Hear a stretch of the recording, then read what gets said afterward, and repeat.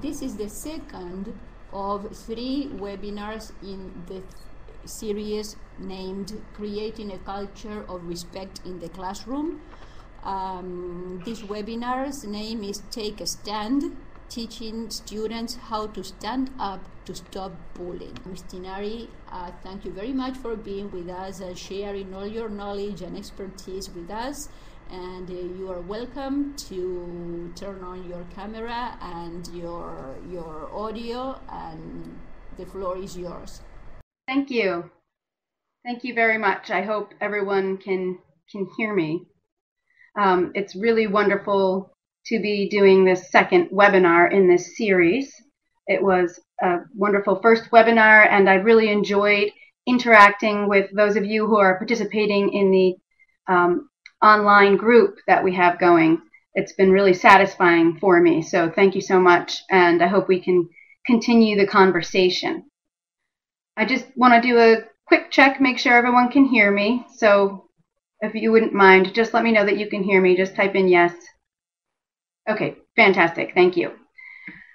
Great. So today we're going to be discussing how to teach students strategies they can use when they would like to stand up and be an ally to someone in a bullying situation.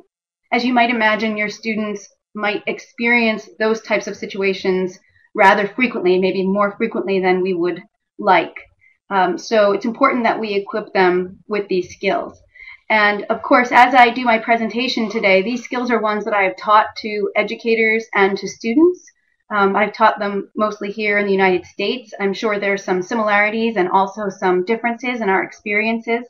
So please do make note of your questions, and at the end of the presentation, then we'll have some time for questions, and hopefully I can answer to make your questions to make sure this is relevant for you. Okay, let's take a look first of all at our shared definition of bullying and bullying behaviors. I have a pyramid here that just helps me visualize the different kinds of behaviors that students might experience throughout the school day. And those might range from teasing to social exclusion, threats, disrespect, fighting, conflict. All of those are quite common. What I want to point out here is that we need to keep children's developmental needs and experiences in mind. So some of these behaviors that children do and that they experience are because that they're unskilled in these areas. They have not yet learned how to properly solve conflict. They have not yet learned about the meaning of certain words or bias, and they may even be unintentional. Some children might try to get attention and might joke and take it too far. So we of course want to give as much education as we possibly can all through the continuum from kindergarten students up through secondary students. We also, though, do want to hold children accountable for their behaviors. We discussed that a little bit at the last webinar.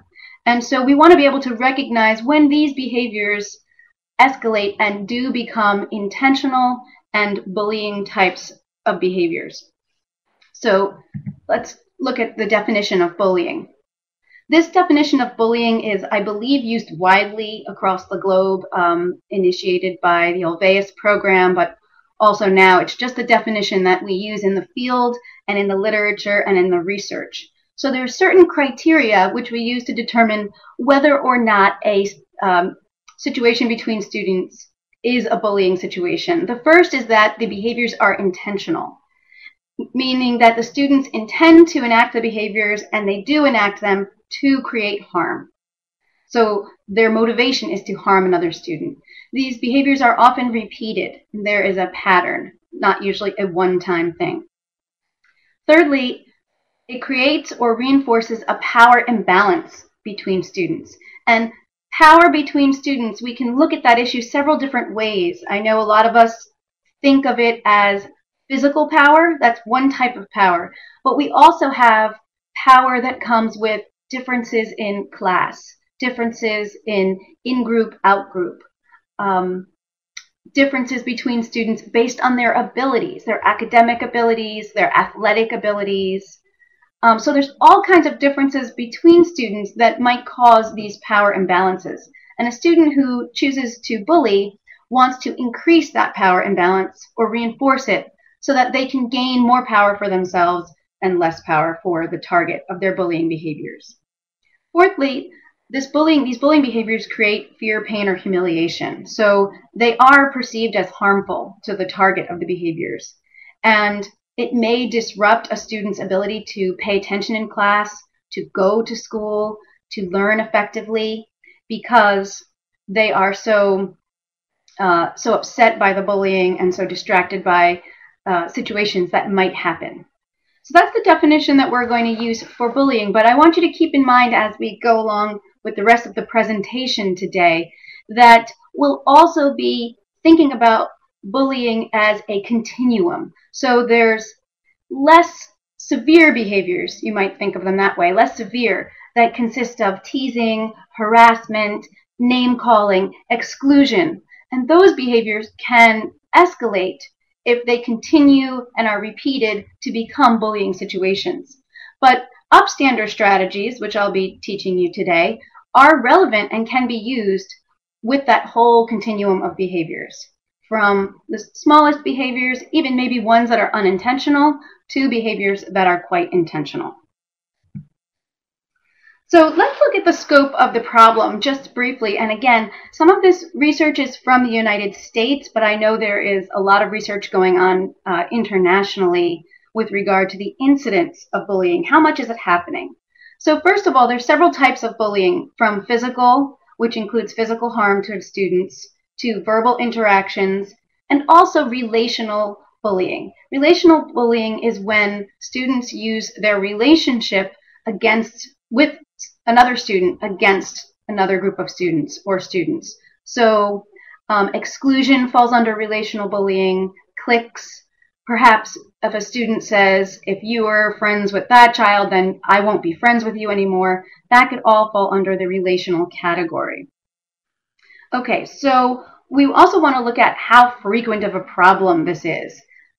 What we found when we do surveys of students and they self-report how much bullying they see going around them, we find that about 30% of students are involved in bullying in some way, meaning that they're witnessing it, they're participating in it, they've been a target of it, and that number actually is the minimum number. It goes all the way up in some communities to 60% or more of students who say this is happening in an ongoing way. So, of course, it seems like this is an issue which is much too common, and that's why we need to equip students with strategies and how they can handle it. We do know that the impact of bullying on students can be quite severe. It can range from minor symptoms of stomach aches or anxiety to lack of self-esteem. Students might become disengaged with school or not be able to pay attention, or it might be as serious as suicide. Okay, so I have a poll set up here for you, and I would like you to participate in it. I'm wondering, when faced with a bullying scenario, now that we know what bullying is, which of the following actions would your students be most likely to take? And if you could just choose one action that comes to mind that your students would be most likely to take.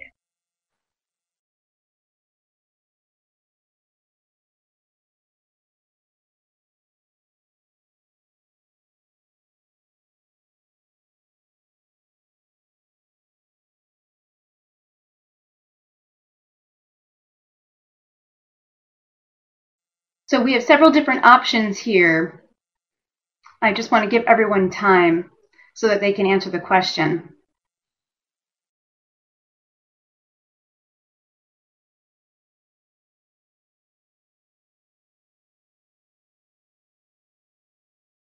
Okay, we have ignore the situation. It looks like about 25% of you answered. You feel that's what your students would do, and that's very interesting, because when students ignore a bullying situation, we really would call those students bystanders. And I'm going to talk more about how we can change bystanders to a bullying situation to become upstanders and actually do or say something that can be helpful.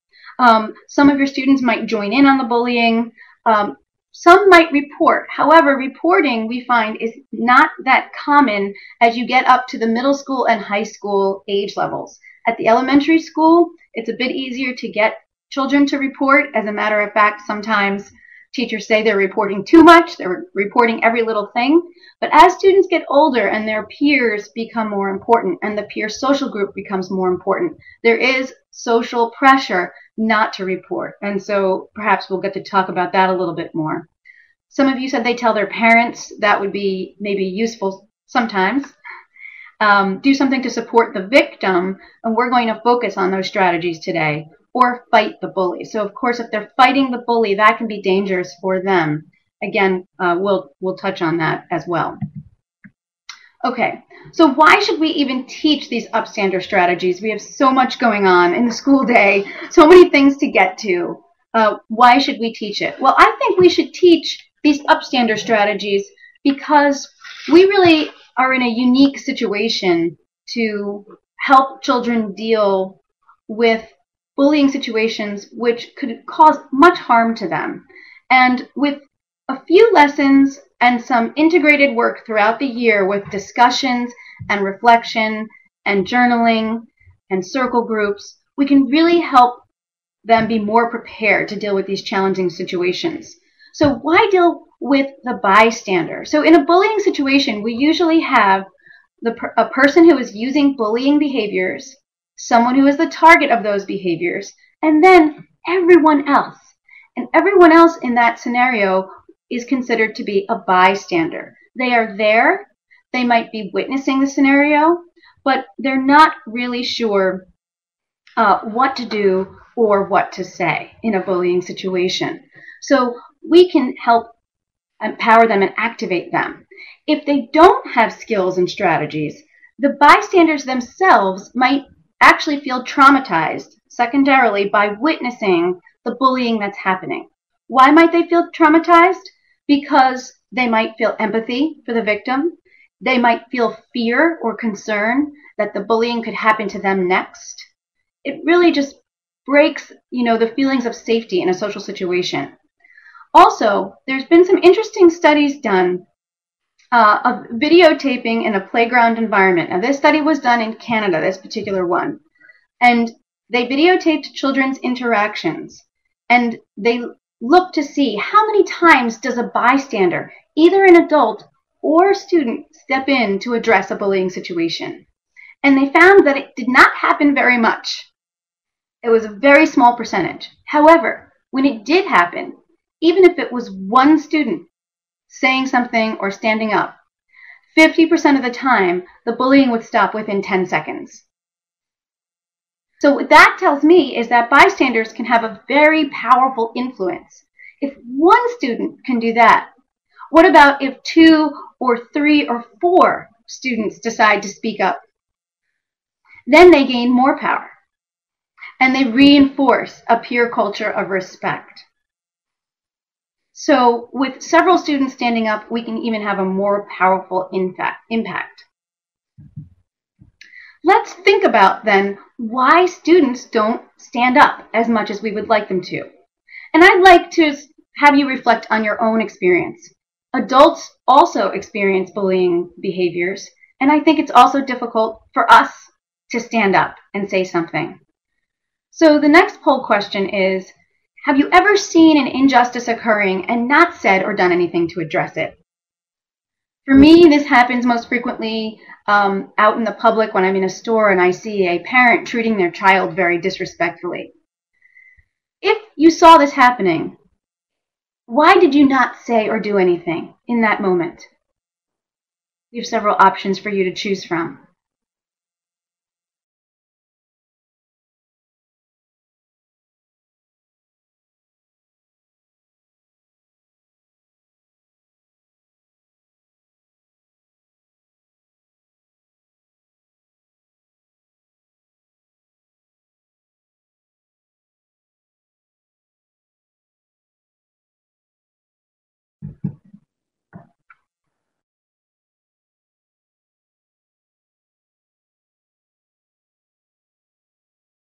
Thank you for your responses. I see that only a small percentage of you would not intervene because you are afraid of being the next victim.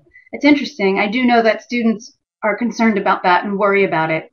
Most of you chose you didn't feel it was your business, or you didn't know what to say or do.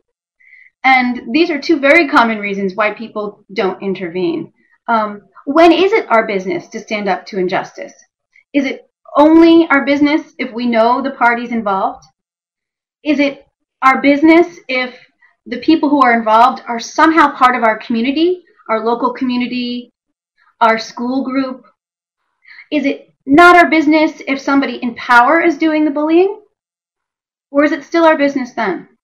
These are interesting questions that don't have easy answers. And some of you chose I did not know what to say or do. Of course, many of us don't, especially in the moment. If we're not prepared for these situations, we find ourselves to be at a loss for words or actions, or perhaps we don't know which action might be most effective. So I wanted us to consider this question because I wanted us to consider the fact that being an upstander is not an issue just for students. It's an issue for us as adults as well. And we can, again, be learners in this process with our students and talk to them about the fact that this is challenging. And so we need to try to figure out what to do. We might not do the right thing the first time around.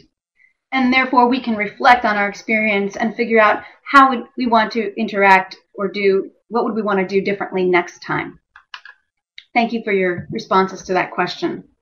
So let's get into the strategies then.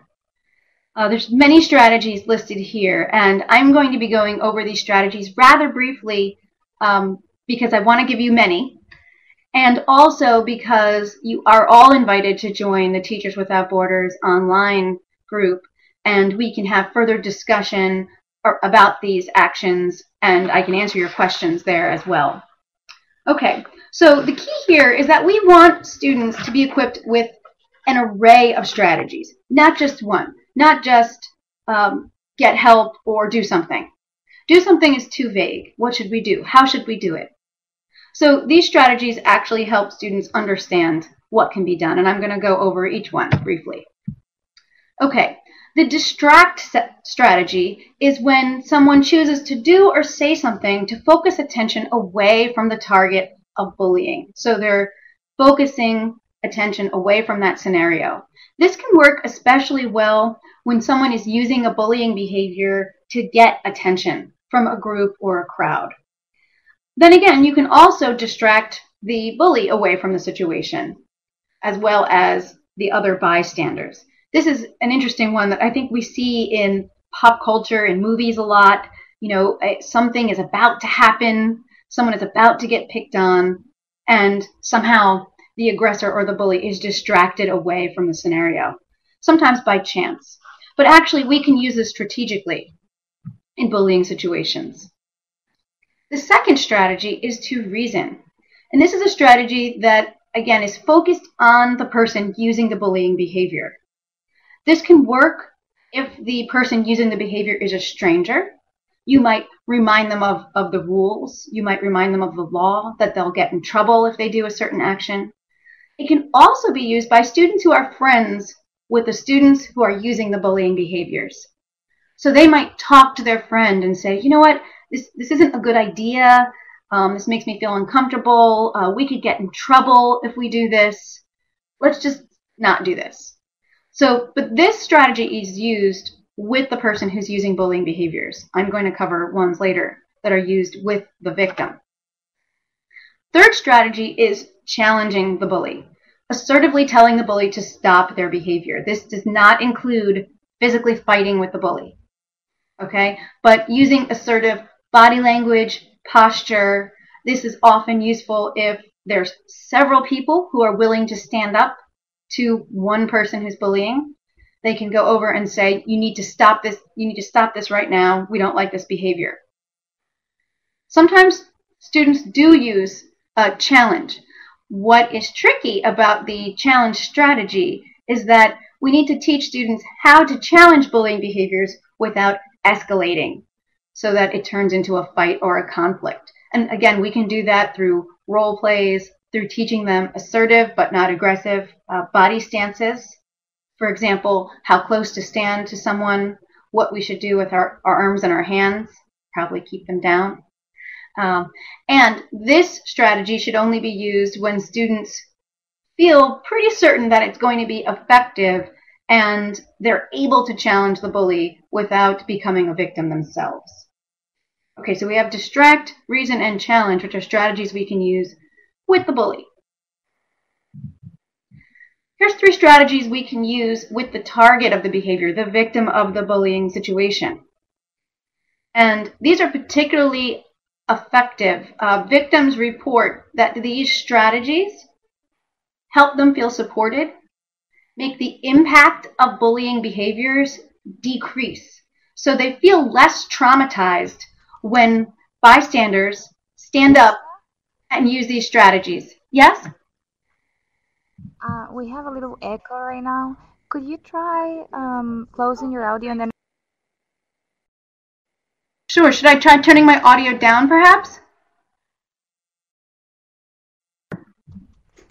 Yes, try clicking above the second icon and sure. Then try to turn it on one more time and let's see if that works. And participants, tell us using the chat if you hear some echo. Maybe I'm the only one that hears this echo. Okay. Okay, apparently no one has that echo. So you can continue. Sorry. Thank you. That's okay. We want to make sure people can hear. I turned my audio down a little bit. I hope people can still hear just fine. Yes, the sound's perfect. Okay, fantastic. Okay, so these 3 strategies are ones that you can use with the target. And I was saying that when students use these strategies, the victim of the bullying behaviors feels particularly supported and it decreases their level of traumatization. So the first one is to balance. And balancing is when you would counteract a negative comment with a positive one. This is a very good strategy to use with rumors, insults, bias remarks, threats. So you would say something to show that you don't agree with the bully. For example, if a girl said to another girl, "I can't believe how she looks today. She looks disgusting. Does she ever bathe? And her hair is gross." Okay, pretty negative statement. Another student could merely say to that other student, "I don't know what you really mean. She looks fine to me." Or, "She usually looks great. Maybe she's having an off day." Okay, so these are balancing statements that students can say. Another one is, I just want to say that those are 2 statements that you could say to the bully. You could also use balancing statements to the victim. So you would go up to the victim and say, "I don't know what she was talking about. You look great to me." Or, "I think, that your hair looks really pretty." Or, "Don't listen to her. She's having a bad day and she's just insulting people. It's not about you." So those are balancing statements you could say to the victim. Second one is supporting. And this is when you let the victim know that you witnessed what happened, that you care about them, that the situation upset you, and that you want to offer help. This can happen right after the bullying situation occurs. So you might go up to the other student and say, "That was really upsetting. I'm sorry that happened. What could I do that would help you?" Students also reported that it's very helpful when other students contact them by email or call them later on in the day to check in and see, "How are you doing? How are you doing? I saw what happened today at school and it wasn't right. Are you okay?" That's the type of support that they report is very helpful. The third is invitation. So students could invite the target of the bullying behaviors, the victim, to join their group, to sit with them. Invitation can also take the form of accompaniment.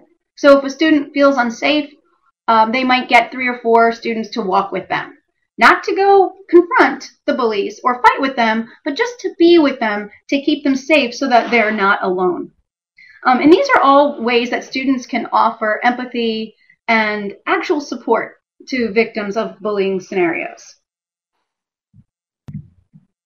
Okay, we have 2 more strategies, get help and report. So getting help is pretty straightforward. It's when students would directly seek assistance from an adult. The trick here, though, is that the main motivation in the get help strategy is to keep the victim safe. Keep the victim safe and out of trouble. Their motivation is not to get the bully in trouble. This can be helpful for students who feel that reporting it has a stigma attached to it. For example, in Philadelphia, where I do some of my work, in some of the urban schools, there is a phrase called snitches get stitches. So a snitch is someone who reports that something bad happened. A rule was broken, a student got into a fight with another student, and they say snitches get stitches because if someone snitches, then someone else, another student, will get back at them, will take revenge because they reported the situation. So there's a very strong social pressure not to report. So one thing is getting help and the other is reporting. So getting help really seeks to problem solve about the situation and keep the victim safe. What can we do to keep that victim out of trouble in the future? Reporting is when students actually just report the bullying scenario to adults so that the bully can be held accountable. Again, we recommend this. We want students to do this, but we know that as students get older, it's more difficult for them to do it, and they're less likely to do it. That's why we want to give them strategies that they can use on their own without going to an adult if they should choose. Okay. We have a few more strategies. These are 3 more to go over. So avoid and align. These are sort of preventive strategies. Thinking about friends and your friends group and choosing your friends wisely and avoiding being with or seeking the approval of, and that's an important one, seeking the approval of others who are using bullying behaviors. So sometimes we can have individual discussions with students about how their friends group is interacting with them, how it's impacting their behavior. And we can ask them some questions to get them thinking about, is this the group of students that I want to spend time with? Are they acting kindly towards other students? Are they showing respect to other students? Am I getting in trouble when I'm hanging out with them? So we want to avoid the students that are getting us into trouble and being disrespectful and aligning ourselves with those who are kinder, both kinder to us and other students. So we would choose to spend time with them. And this really is a sort of a preventative strategy, but I have seen it be very useful in decreasing the social power that bullies might have.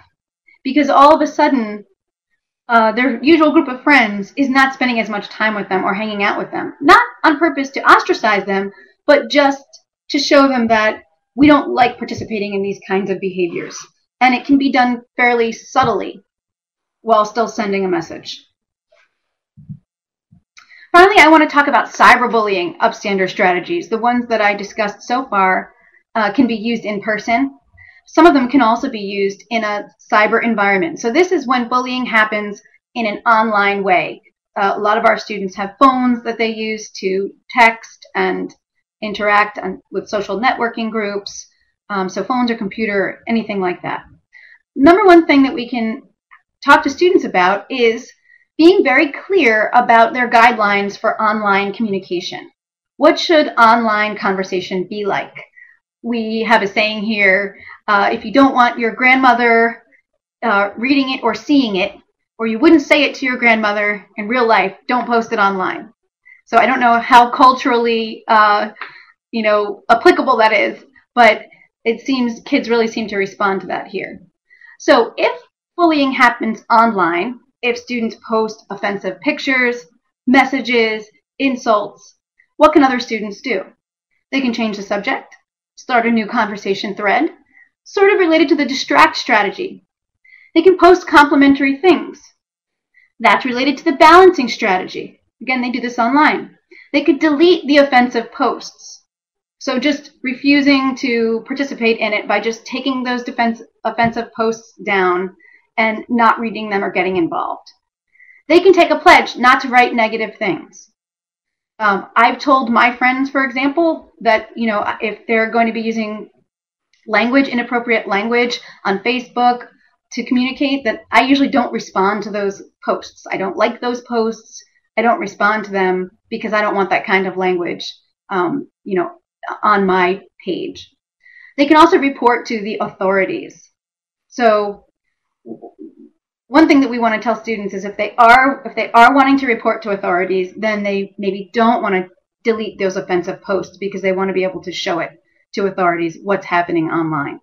But I've heard several schools, and this is at the middle school and middle and high school level, that their students themselves have started upstander communities online by mostly posting complimentary things. So when an insult is made, they get 10, 20, 30 of their friends to post complimentary things online to sort of outweigh the negative posts that are happening.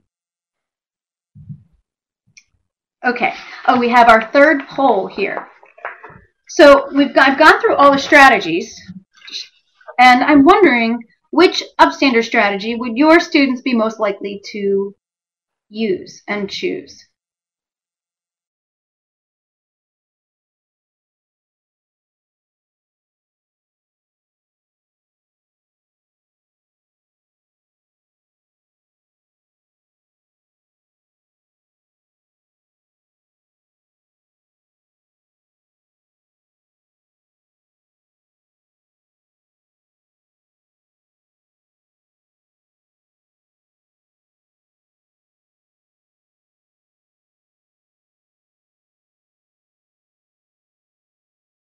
Thank you for your responses. This is very interesting. We're getting many different responses here to this question. And I like that because different students might choose to use different strategies, and we want to be able to teach them a whole toolbox of strategies so that every student has 1, 2, or 3 strategies that they feel most comfortable with, right? So a lot of you chose the balancing strategy or the distraction strategy. Reporting is pretty high. That's good. But that's great. It's sort of a mixed response here, and that's exactly why we want to teach so many strategies. As we continue to interact in the online group, and as you begin to teach these strategies to your students, you can also find out from your students which ones are working the best for them. So when they try them, which ones are working, which ones seem most challenging, and then you can have further discussions with them about that. Okay, so what does an upstander do? And by the way, this word upstander is sort of a created word. It's being used now in the bullying prevention community. It's not an official word in the dictionary, but because the bullying prevention community had been using the word bystander to refer to anyone who sees a bullying situation happening, we wanted to use another shorthand word to express people who are around and witness but stand up and do something or say something. So what does an upstander do? They respect people, even people who are different. So they will choose to stand up for a person because they value justice, because they feel empathy, no matter who it is. They're willing to befriend new students to the group. They choose not to use teasing, gossip, and bullying. And these are all, skills that we can teach very young children in preschool, 4 or 5 years old, all the way up through secondary school. Also, effective upstanders can use humor, assertion strategies, and their own social influence. Maybe not right in the moment, maybe just throughout the school day. They use their social influence sort of creatively to discourage other students from teasing and bullying. If you see a student like that, you can identify who they are. They can really have a powerful influence on the group, and you can speak with them individually about how you can support them in the good that you see them doing among the students. So that has to do with using their personal power for good. I often have discussions with students over this concept of power. What is power? Does power mean we can make other people do what we want them to do? Does it mean that we can support others who are doing something we feel is great? What is personal power? What does personal power mean to each student? And it's usually a very rich topic of discussion because we can talk about power that comes in different forms and the power that we all have that no one else can take away, that we can choose to use for good in social situations, and that we can also be in touch with ourselves so that if we are the victim of bullying behaviors, we don't feel so traumatized by it, knowing that we have personal power. And lastly, an upstander knows how to get help when needed. That means they know how to use one of those upstander tools, or they know who to go to in their community, what adult is trusted that they can speak to about what's going on. This is a great topic of discussion, by the way, if we talked about integrating some of these topics when we did the STAR strategy last time. We talked about integrating them into content. This is a good topic of discussion for social studies, literature, character education. Some of you mentioned you're teaching religion at your schools. You can integrate this here. Leadership. You can study upstanders throughout history. Who were they? How were they able to do these courageous acts? You know, and that's also another way of promoting the value of being an upstander. Okay, so let's look at language. What I find is that students can get familiar with the strategies, but unless we also review with them language they can use and get familiar with, they won't be fully equipped yet. So here's some language that can be said to the bully, the person using the bullying behaviors. By the way, some of these statements are statements that students themselves brainstormed and came up with. And when I teach this, I present students with maybe a few statements here, and then I ask students, what would you feel comfortable saying? And the reason why that's so helpful is because you get upstander language that's in the natural language of your students. If they use certain slang or phrases, you know, it'll make sense to them. And I would recommend that you have students write these suggestions down, and then you could discuss it. Not everyone would feel comfortable sharing out loud, but most people do feel comfortable writing them down. You're going too far. The third one is one that students seem to feel comfortable with. We're going to do another poll in just a minute, so I have another slide to go over. I wanted to mention here, because we're talking about language, and because we discussed iMessages during the last webinar when I presented the STAR strategy, that iMessages are not recommended for bullying situations. They're generally not effective when the other party feels a lack of empathy, is not really willing to listen, and wants to cause harm. If I say to them, I felt upset when you say these mean words, you know, the person using those words usually doesn't care. Okay, so the iMessages are not effective in bullying situations. Bullying is not just a conflict scenario. Conflict is usually over an issue that students have, and it tends to be a back and forth. It tends to be mutual in some way. Bullying, we really think of as being abuse. Okay, so if you teach your students iMessages when you do STAR, you can also talk with them about the, you know, scenarios when it would be good to use them and when it would not be as effective. So let's look at some upstander language that can be said to the target of the bullying behaviors. Again, these are support. This is support language. What other strategy is this related to? Let me just check my list. Balancing and invitation. Okay, that's not okay with me when, you know, John does that to you, or why don't you come join us, be with our group? You don't deserve that treatment. Nobody does. I'm sorry that happened. How can I help? And finally, have you reported this? I think that you should. So again, these are some suggestions I give, but you can have your students come up with their own suggestions for upstander language. So now I have another question for you. Which would you be more likely to do? Would you use an upstander strategy that is directed at the bully? You would interact with the bully and say something to them? Or would you use an upstander strategy that is directed at the victim, at the target of these behaviors?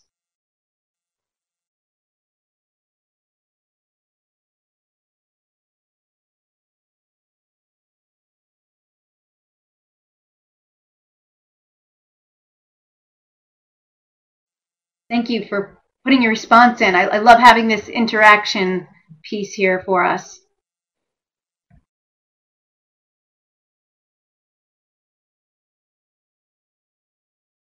Looks like it's about a 40-60 split.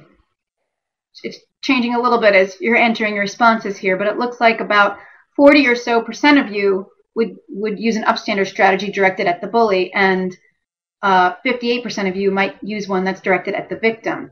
Now, of course, this might change depending on whether you're interacting with an adult and the adult is using the bullying behavior, or if it's something that you're addressing in your classroom and you're addressing a student, right?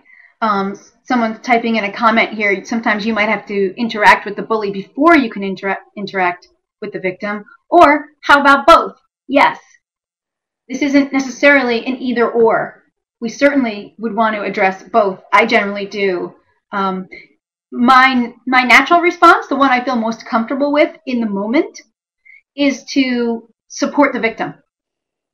That's what I feel like doing, because I want to make sure they feel supported and are taken care of. Then I don't want to leave the bully out because I want to address them and their behavior, my concerns about their behavior, the consequence for their behavior, etc. So in an educational environment, I think we would want to do both. For students, it's easier for them to use a strategy that's directed at the victim in general, because they don't feel as at risk when they use that strategy. So we want to be able to highlight that both of those are options. And it's not just that we have to make the bully stop somehow, right? But that if we support the victim and they choose a strategy that does that, they are taking an important action and a valuable action. Okay. I don't want to leave this out because it is important to state, if a bullying situation is severe, if it's escalated to violence, or if it's escalated to the point where physical violence is happening in addition to emotional intimidation or harassment, I do advise students to get help as their first course of action, because it's the safest way to intervene. Now, as adults, we can make that choice, right, to try to break up a fight or get in the middle. We have that choice. Students have the choice too, but we're responsible for our students' safety, so we want to be able to give them advice that, first of all, keeps them safe. If they're not in imminent danger, then they have more strategies they can use. You may have heard that we had a tragic situation happen in the United States recently where there was a shooting at a movie theater. It was a Batman movie, and people were shot and killed. A gunman came into the theater. And I heard a news story a few days ago about a 13-year-old girl who chose to be an upstander. That's how I really think of it in that situation. Everyone else was trying to leave the theater. They were fleeing. Most people were fleeing and trying to get out because the gunman was in there. She was with a family, with an adult and a 6-year-old girl. And instead of fleeing herself and trying to get out of the theater, after the 6-year-old girl was shot, she stayed there and she gave CPR to the child who was injured. She didn't know if the gunman was still there, if the shooting could start again. So she decided in the moment to put herself in harm's way and to give support. Now that's a more serious, extreme situation. And of course, I think that 13-year-old girl was very selfless and made a very important decision in that moment that she can be proud of. So sometimes students do choose to put themselves in harm's way. But as adults, I think we need to recommend that they do get help first when they can. Okay. So let's look at teaching sequence for upstander behavior. How should we go about teaching these strategies to students? Again, it should be sequential. Last time we discussed how you could do this in a sequential way, that giving all of this information, all 8 or 9 strategies at once might be too much. So my recommendation is think about how much time you have allocated to spend on this activity, and begin with testing the waters of attitudes, values, and beliefs of your students around reporting bullying. Find out how much they know about what they can do to intervene. What strategies are they familiar with? You might find they're not familiar with many. And so they'll be eager to learn some more. So you always want to model and teach empathy as sort of your framework, your groundwork for upstander behaviors. If people don't feel empathetic, if they haven't practiced perspective taking, of course, they won't want to use these strategies. So that's a given, and that should be always happening on a daily basis. Then you want to introduce the strategies, perhaps 2 or 3 at a time. Introduce the language, get language suggestions from them. Do some role plays. Now, role play scenarios, what I recommend is that when you do scenarios, you should not have students demonstrate improper behavior.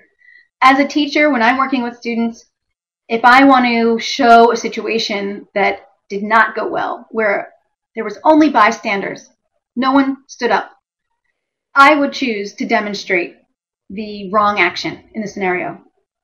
Then we would do a role play, give the students a scenario, have them begin to act it out, and then ask them specifically to use a particular strategy. Try balancing, try getting help, try distract. And they would show you how they would enact these correct behaviors and get feedback on those correct behaviors. I found that makes role-playing more effective. It's more like a skill practice. And also it keeps students a little bit more serious about what's going on. They like to sometimes get silly if they're acting out incorrect behaviors. Okay, so we can do those role plays. We can also connect these concepts, as I mentioned earlier, to social studies, literature, etc. It can be very effective to create some visual reminders. And in a lot of schools that I work with here in the United States, we put this out to students. Sometimes we do a poster contest. Sometimes we have them come up with key quotes that they want to write out and put on posters and put in the hallway. They might want to create a bulletin board of upstanders in history, people who spoke out and did what was right when it was difficult. So these all serve as, prompts and reminders throughout the school day to keep this idea of standing up, keep it fresh in students' minds and reinforce it. You also want to allow some time for reflection and discussion. So some of you have mentioned journaling in the online forum. Several of you mentioned journaling and how effective that can be. I totally agree. I think we can show students that this is important by allowing them some reflection time. In their journal, they can share it if you have a classroom that feels comfortable doing that. You can also do circle discussions and create question prompts and hear students' different responses to some of the scenarios that are going on. Okay. Let's go over some quick tips for success. Number 1 tip is to model these behaviors. If students believe that you see bullying behaviors happening, even if it's just verbal behaviors or relational behaviors, if they believe you see that happening and you don't do anything or say anything, then they'll just not feel supported in being an upstander themselves. They'll feel like it's not a safe environment and that's not supported. So first and foremost, we need to model these strategies. Secondly, as I mentioned earlier, we really need to acknowledge that this is challenging. Adults struggle with this just as much as students do. It's not easy to stand up, but we can be successful if we work on it together. Thirdly, you want to provide that opportunity for practice and reflection. If you just do one lesson and you introduce these strategies to students and then we never discuss it or look at it or ask them to use it, again, they're not going to use these behaviors. We know that. And then finally, recognize students' efforts. In some communities, public recognition is very powerful, especially when students are younger. In some other communities, students would prefer private recognition, especially in communities where standing up and saying something is discouraged because of peer pressure. Students might really appreciate you speaking with them privately and saying, I saw what you did, or I heard about what you did, and it means a lot to me. You're helping to keep our community safe. Or they might appreciate written recognition, a little note, a phone call home, but something to reinforce that what they've done is important and you've taken note of it. Okay, so I wanted to make sure that we left time for our questions now. I'm sure there are questions out there. So we have about 5 minutes left in the session. And if you haven't posted a question so far, please feel free to do so now so that I can answer them. Thank you very much, Professor Tina. We have a comment actually for now from Trinidad and Tobago, from Jennifer Manwaring. She says sometimes you may have to interact with the bully before you can get to the victim. It's an interesting point. We want to keep the victim safe. Sometimes that means interacting with the bully first, but sometimes that means interacting with the victim first to help them come up with a plan so that they can be safe. It really depends on the situation, but what we need to do is we need to get pretty clear on what's going on. We need to make sure that, what we're addressing, that we have the information about what we're addressing. And sometimes victims are hesitant to tell us exactly what's happening because they're afraid of retribution. So if we go to the bully first and we talk to the bully and say, we know this is happening, and we give some punishment to the bully, and we don't protect the victim, the bully might go directly then to the victim to hurt them in some way, or tell them, you told on me, it's going to be even worse now. So we want to be very careful to prevent that from happening. And I wish I could tell you one thing to do, but it's really different depending on the situation. I think the most important thing is to be aware that can happen and take steps to prevent it. What action to take with those teachers? Oh, yes. This is a large problem, that there are teachers who are not equipped to intervene, or they're unable to, or they just don't want to take the risk, or don't want to deal with bullying situations. And I really feel that it's the leader at your school needs to set the tone and give teachers education so that all educators know they're responsible for speaking up and for keeping students safe. And they also need education. How do we do it? They might need support in some instances to be able to do this. So how can teachers get support for one another when they should be stepping in? I've seen teachers not step in because they were not aware of what was going on in their classroom. I've seen them not step in because situations were reported to them, but they didn't take it seriously. So to me, that's an educational issue. We really need to educate them about what bullying looks like, the behaviors that it can entail, not just physical behaviors, and the impact of it on students, so that we can help motivate them to do something or say something. Then we have instances where there are teachers or perhaps educational leaders who use bullying behaviors themselves because of a personality flaw, or because they have power and they're misusing it. And this, of course, can only be addressed by bringing that to the attention of someone who has the power to talk to that person or get them to change their behavior in some way. And this is a very challenging issue when it happens in schools. I have seen parents be helpful dealing with a situation like that because they bring it to the attention of the administrators. I see a lot of discussion happening over this issue of adult bullying. It is challenging. That's correct. Armando added that they feel it is like not supporting their fellow teachers and feel as if they are against the teacher, but someone must stand up for the students. Yes. Yes, I relate to that. It is challenging, but we are charged with that as educators.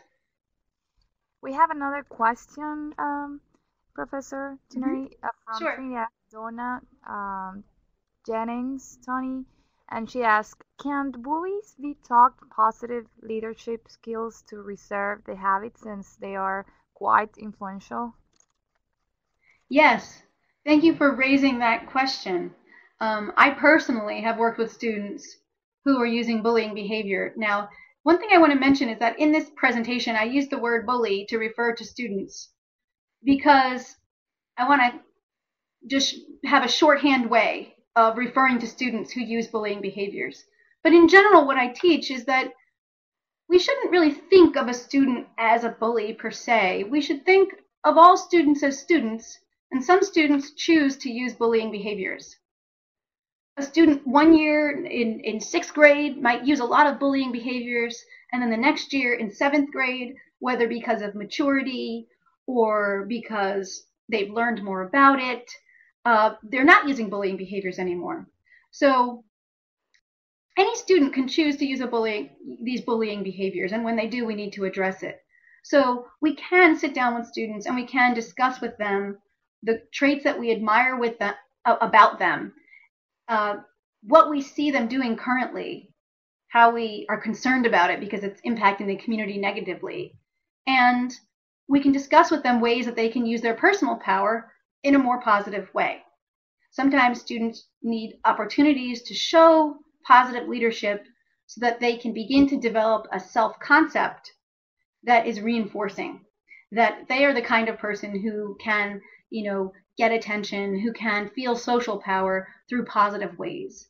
So in general, I usually find counselors at schools can do that more in-depth work with students. Teachers can do it with students as well. Little by little, it might take longer. They'll have shorter conversations, but I would never give up on students who are using these bullying behaviors. I would want to help them create a better future for themselves.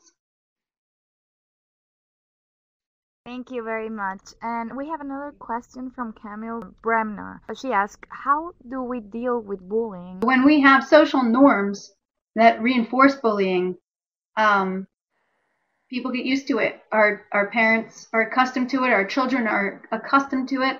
And it becomes our job much more difficult because we're not then reinforcing positive values. We actually have to introduce these positive values to our students. And we need to get our students thinking about the risks of violence in society, what we lose out on, what we miss when we are engaging in these types of behaviors. And I think those kinds of conversations can get our students thinking that perhaps there are other options, other ways of handling the way that they feel, handling their conflicts, handling getting social power. I don't have a solution to that because it is a societal issue, but all I can say is that it takes more patience and dedication on our part to continue working on it with our students. Thank you, Ms. Tinay. From Mexico, actually, Julieta Milan Torres asked, do you think the problem comes from the parents or society? I think that behavior is complex. So I believe that for any behavior that we see in students, there's a multitude of reasons why they would behave that way. They are certainly influenced by their parents, certainly influenced by culture, society around them. As they begin to get older and become a teenager in the middle school years, their peer group and influence becomes more important to them. Students are influenced by biology, by health. For example, we found that if students are exposed to alcohol in the womb, or if they're exposed to lead in their environment, it impacts their behavior. It impacts their ability to be in control of their behavior. Social situations impact behavior. For example, a student might be very bright and might be very bored in the classroom and might start lashing out at other students or disrupting the classroom because that scenario, that situation is impacting how they're behaving. So I really feel that it's not just one thing that influences our behavior, but a multitude of things. That being said, I think parents play a very large role in children's development of their values. If they value nonviolence, if they value empathy, perspective taking, kindness, contributing to society, doing service work, being engaged in their educational environment, parents play a large role there. So what we need to do is figure out how we can support parents in transmitting those values and those skills to their students. And that means that we might need to reach out to parents in different ways than we're currently reaching out to them. We might need to figure out what parents' needs are and how we can serve their needs so that they will want to partner with us on this really important issue of their children's behavior. Thank you all one more time for being with us today. We would love to have you in our third webinar.